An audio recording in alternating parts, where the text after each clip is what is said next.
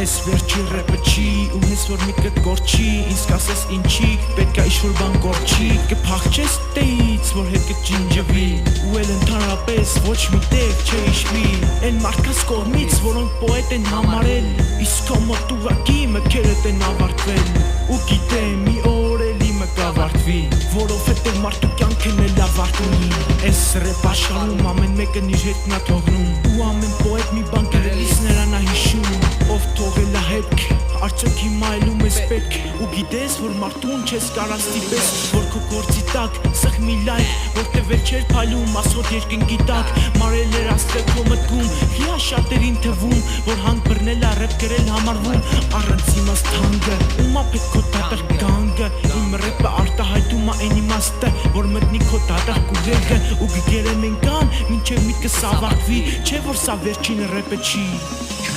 ու պիտի գերեմ որ դուրս կա իմ միջից ես կուտակված գազազած բարերի շարանը ուղեղիդ վրա գծած վրանը ու միշտ կփորձես ավելի լավին իսկ իմ մտքերիդ իմաց լաբիրինթոս կազմեցին որ իմ բարերը խիչ չէին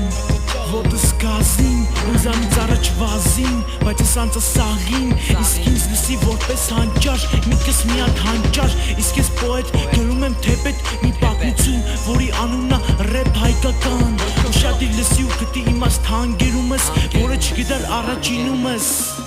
2012 թվական, ես ձեզ մատուցեց ական